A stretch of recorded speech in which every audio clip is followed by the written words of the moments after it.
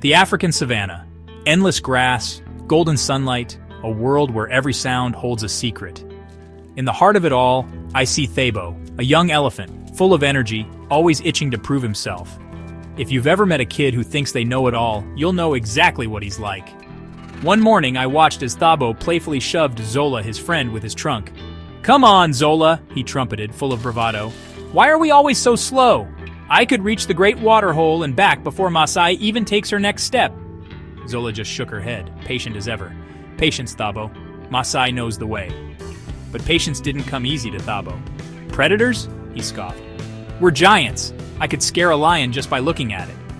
Now, if you've ever underestimated the wisdom of your elders, you'll recognize that tone. Masai, the herd's matriarch, didn't say much.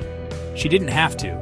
Her eyes, ancient and steady, seemed to know every secret of the land, when to move, where to find water, and how to keep her family safe. Thabo, not content with the slow pace, hatched new plans. "Let's go to the Whispering Rocks.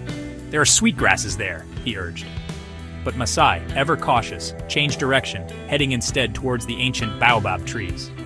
Thabo stomped his feet, frustrated. Why not the Whispering Rocks? Zola nudged him gently. "There's always water at the baobabs, even in the driest times." Still, Thabo grumbled. That's when Masai stepped in. She touched Thabo's forehead with her trunk, gentle but firm. "The Whispering Rocks hide dangers, little one. True sustenance comes from deep knowledge, not fleeting desires." The savannah was changing. The rains weren't as reliable, and Masai could sense trouble, human settlements growing, old paths fading, the wild shrinking. Later that day, under the twisted branches of the baobab trees, the herd found water, cool, clear, and safe.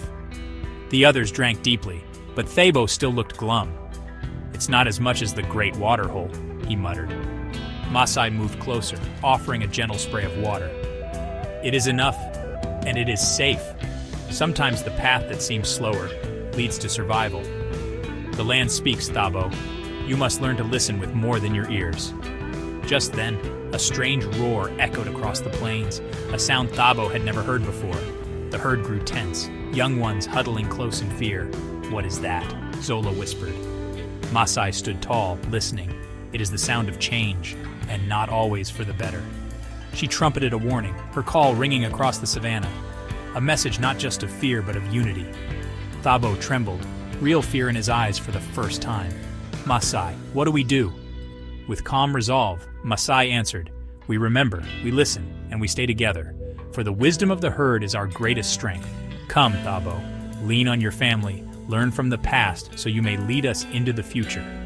As they moved away from the unfamiliar sound, Thabo's bravado slipped away. He walked beside Masai now, not in front. For the first time, he truly understood. Real strength isn't just about size or speed, but about wisdom, unity, and the spirit of family.